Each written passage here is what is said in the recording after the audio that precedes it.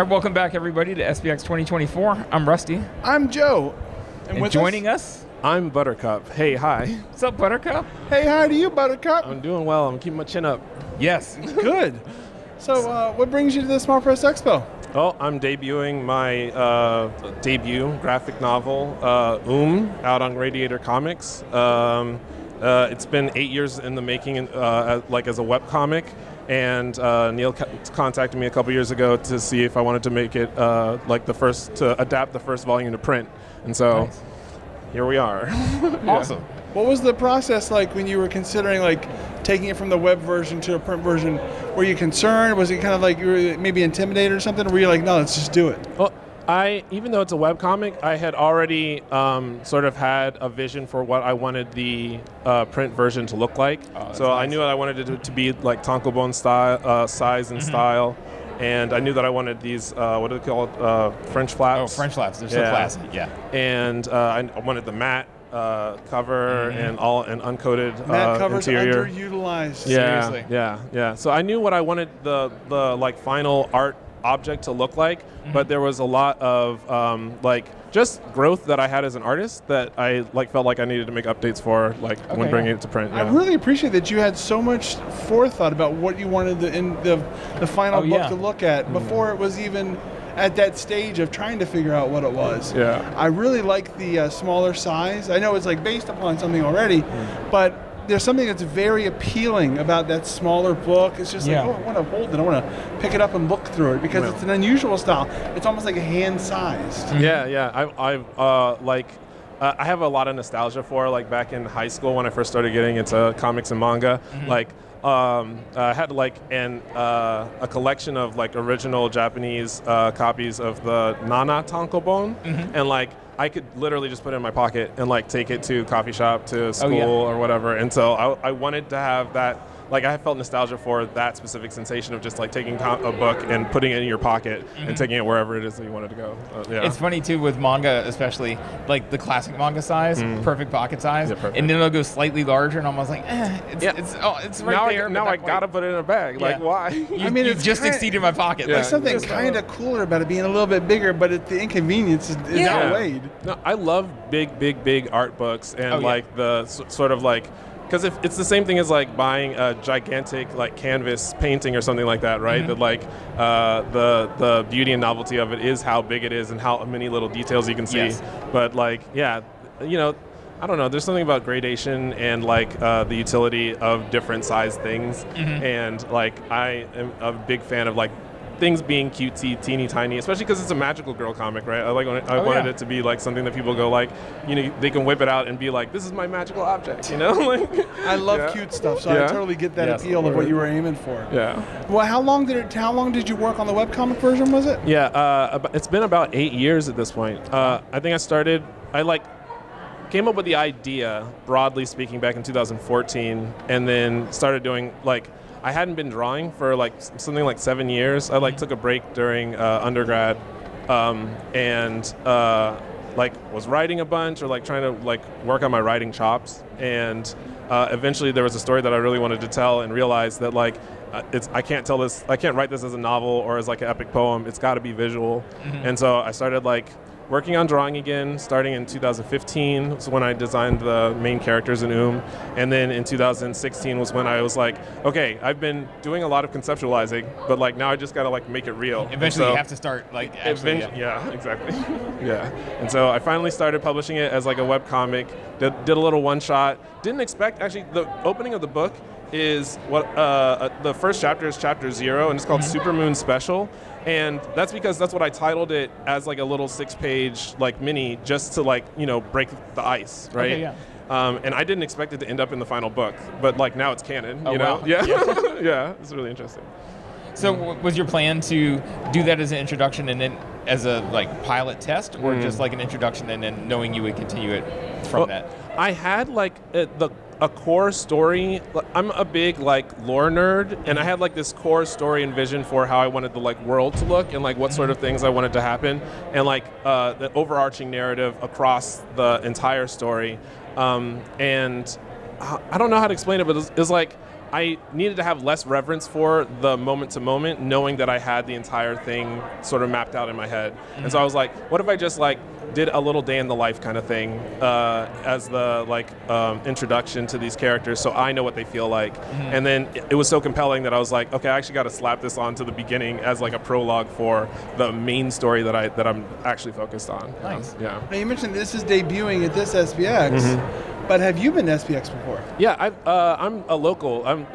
My dad grew up in D.C. and I grew up in PG County. I think I heard you say College Park. Oh, yeah. You were born and raised. Yeah. We're in PG County all the way. Where I've got multiple relatives who went to University of Maryland. Those are my old stomping grounds easily. I used to. I was in a band that used to play at Santa Fe before they converted. Yes. Yep. Santa Fe Cafe. So wait, what was the question again? I was just wondering if this is your first SPX. Yeah. By no means is it. No. Right. I've been attending. It hasn't been that long because, like I said, I started drawing again back in 2015, 2016. First SPX was 2018, and then I came for 2019, and then COVID hit, and I've been to every single one I think since that's like been on location here. So you're one of the rare people that we can talk to and be like, it's kind of amazing that this is your local show. Yeah, it is. It truly is. It's like, how did that work out? I don't know. It's like one of the preeminent small press independent comic shows, and it's like 20 minutes from home. Right. We'll talk to people, and everybody's like getting ready to fly home, and they're like, "How long of a trip do you got?" And we're like, 20-minute drive on the Beltway. I just got to fill up before I leave. Around. Yeah. Yeah, we live literally down the street from where the Santa Fe Cafe was. Yeah. Wow. Yeah, That's right off campus. That's where we currently live. Okay, yeah. What was I going to say? I was going to say it's interesting because it's local. My expectation first coming here was like it's going to be a bunch of people from around here who like do stuff. Yeah. And then like when people were like, oh yeah, no, I flew in from Canada. I flew in from San Francisco. I'm like, what? Like, like there are people from South America here. I'm like, what do you mean? We had a guy earlier who flew from Minneapolis, and this was only the second time he'd ever flown, and he came. Wow. He'd never been to this show before. This is the power of comics, like the magic of comics, really. Yeah. Well, like, and I'll tell people that don't know about the show, and I was like, oh, this is a comic show I helped put together, and they'll think same thing. It's just like a small local show, and they're like, oh, do you have like guests? And I'm like, yeah, we're working with like the Embassy of Spain to like, fly in this person, and they're like, I'm sorry, what? Like, it's so crazy how far spread our little local show is. Yeah, because when we first started, there were lots of local people here. Yeah. And then it was just not overrun, but like so many more people from so many different areas started coming. I wanted to ask, can you tell us a little bit about what your book is actually about? Like, what's the story there? Yeah, so it's a Black magical girl comic that's about a dark-skinned, non-binary, aspiring birth worker, meaning that they're like an apprentice midwife. And that's it? Yeah. There's actually like a really funny thing at the beginning. Eugene, they, them, is just like any other non-binary apprentice midwife and a cult polyamorous plant dad. They play video games, begrudgingly attend church with their grandma, and occasionally get transported into elaborate visions of magical happenings from the distant past. And so, like, as one does. As one does. As one happens, occasionally does. But yeah, it's like I said, it's got like a big overarching potentially. It's building towards a more epic narrative, but this is volume 1, so it's more like establishing the characters, getting us introduced to like what the magic system is like, and getting Eugene through their first magical girl transformation, so we can see what kind of like monster of the week kind of shenanigans we can get into in the further volumes. Nice. Mm-hmm. Now, when you describe it as the first magical transformation, it puts a lot of weight on this. Yeah. Like it's not just something that you just do off your cuff. It's some consideration. Like, oh, it's my first time doing any sort of activity. I don't know what it's going to be like. Yeah. It's weighing on me here. Yeah. And that's kind of the way you described it. That's how it felt. Yeah, I actually think that I'm experiencing right in this moment like a fractal experience of that, right? Having the book come out, it feels like my first magical girl transformation. And but I have to treat it as casually as possible, because like if I were just here freaking out the entire time, though, I wouldn't be able to sell or definitely introduce other people to let the it soak story. in how special it is. Yeah. Like you can stay cool on the surface. Yeah. But like, how cool is it that you got to debut a book here? How has the reception been? Yeah. We are down to, I think, like maybe 5 copies left. Oh, wow. So, And you didn't bring 6. No, we brought. I think Radiator showed up with like somewhere around 50 copies, and I brought a few of my own just in case we sold out. But like looks like it's about to sell out. That's wonderful. Yeah. I feel really, That's gotta really be honored. really affirming. Yeah. I mean, I don't really know how, like, it feels surreal is how it feels. I feel like I'm in shock, but like the kind of shock that, like, you know, it's a story about birth work, and I feel like I said, it's like a fractal of like having given birth to this thing, and like everyone being like, oh, they're so beautiful, they're so cute, like I just want to eat them up, you know, and like I'm like, yeah, I feel really proud, like, and precious about it, but at the same time, I'm like, I know that there's so much more other things that need to happen in order for me to like really feel fulfilled about having completed the work. So, yeah, it's like a complicated feeling. You mentioned that the book is sort of like about birth work, and there's a person who's a midwife. So I would ask, is there, since this is sort of like a representation, what you're going through is a version of what's in the book, who is the midwife in helping you give birth to this book? I actually had a conversation about this earlier today, and it's simultaneously like I'm giving birth, but I'm also like adapting a lot of stories about people who are underrepresented into this work that's like genre fiction.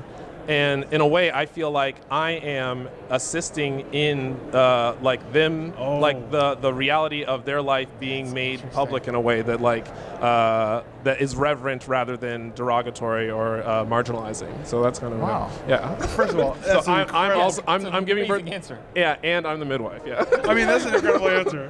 I like that you're the mommy and the midwife, which is a double duty. Yeah, that's a lot. Woof. I also like the way you put that, because the more examples you can provide for a person who is just non-traditional in the sense that it's not something you see a lot, then the more that there are, and then the less heavy lifting the next person has to do, and the next person after that. Yeah. And the fact that it's a part of consideration in the creation, I think that's really something.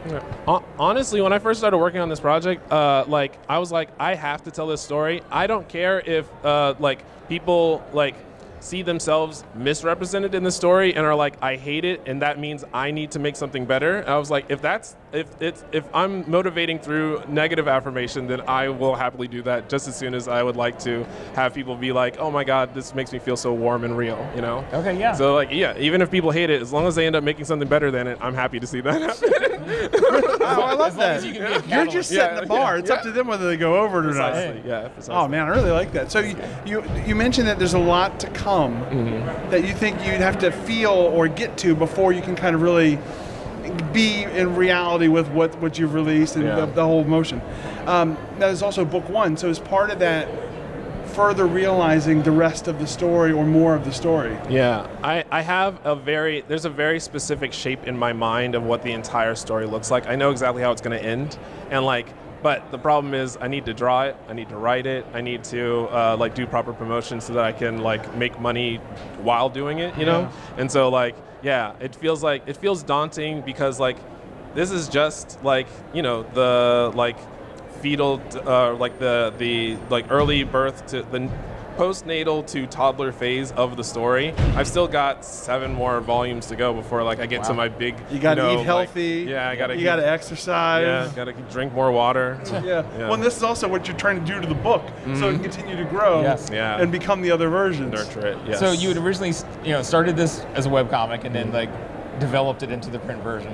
For the future volumes, do you think you also do web first, or will it just be the print? Yeah, I think it's easier for me to release on a regular schedule and like get the like affirmative and or negative feedback in real time. So like releasing like 12 pages at a time feels like more comfortable to me than like laboring away in a dungeon for a year to get another volume out. And it's nice to just have that like steady output to keep people engaged. Yeah, like, exactly. And then also to possibly keep you engaged. Yeah, to keep you engaged. Just the feedback from folks. I got ADHD. I need something to like. I need that positive feedback, that dopamine hit, in order to be like, oh, like I'm still doing good. Cool. Yeah, let's keep doing it. Yeah, yeah. Buttercup, would you like to answer a mystery question? I would love to answer. Sweet. Fantastic. Let's bring in the mystery machine of mystery questions. The machine filled to the brim with mystery questions. Let's bring in a quarter truck. That's great. Yeah, we got plenty in there. Quarter truck. There's some quarters. Oh wow! You just dispensed it. Multiple. Is it? All right. Let's put this back. Okay. Do I put it in and then turn it? Yeah. Like I remember, I grew up in the 80s, 90s. I remember these things, but it's been such a long time. Here we go. Yeah, when we ordered this, it was custom made, and it was one of the coolest things that we ever did. Is it okay if I open it? Oh no, go for it. Yeah. Okay. Mystery question. All right. How many swords do you own? Wow. I wish that I owned more. You know, I'm one of those kids who like grew up like being like, I'm gonna get a katana. Like I want to go to Japan and like get like an actual like a descendant of Hattori Hanzo and like make me a katana. I don't actually own any swords though. That's okay. Neither do Yeah, I. yeah. Do you own any swords, Rusty? I own one sword. I've got sword earrings. Like I've got a pair of earrings that are that's like awesome. dangly swords. Yeah. Now, So, could you use I guess that those counts. as a weapon in time of emergency? You know, probably not lethal, but like as in self-defense, I probably could get somebody to go ow and like least a and I can run. deterrent. Yeah. I appreciate And your annoyance. optimism. Yeah, and annoyance exactly. Now, where can people find more of your work online? Maybe read the web version? Yes, the book is available at the-comic.org, as well as available. The Volume 1 is available at radiatorcomics.com. And all of my social media is found on a link tree that is linked to btrcp.art. And yeah, it's btrcp, so like Buttercup, but without like, you know, contracted, .art. And yeah, I will be releasing the epilogue for Volume 2 and starting work on Volume 3 come this winter. Wow. Yeah. Very cool. Before we let you go, we've been doing these interviews for a while now at SPX. We've added a new feature for this year, and that is the gallery of prizes behind us. Oh my gosh. We like to put our head on things, so we decided to put our head on some more things. We have, among these prizes, you can pick anything you want. We have a set of 4 coasters, we have a pot holder, we have a laminated placemat, we have a jigsaw puzzle, we have a tea towel, we have a shopping bag, and we have a keepsake box in which you can Keep your sakes. keep your sakes in the Keep your keepsake sakes. box. All right, so which prize would you like? I would like the coaster, please. Nice. Okay, Yes. we will get you them coasters. Which one? They're set. They're all different photos of us. Oh, I and get all of them? yeah, it's all a set 4? of 4. Wow. Well, the trick Lovely. here is that when we got them from, which is where Rusty works, and they make Yeah, different if you things. couldn't guess, I work for a printing company. The Okay, yeah. original, the original item, you can only choose one image, and that was all 4 of them. So I just bought 4 sets because that's And not the then way we I want to roll. That makes sense. Cool Now sets. you have, what, 16? Yeah. And, Yeah. But, of assorted ones. That's awesome. Well, thank you so much for coming to sit with No us. problem. Yes, it was it's really, great. truly a pleasure. Good luck with the book. I hope you sell Yes. those 5 copies. Yeah. I'm going to go in there and check. They're probably gone. Yeah, just like that.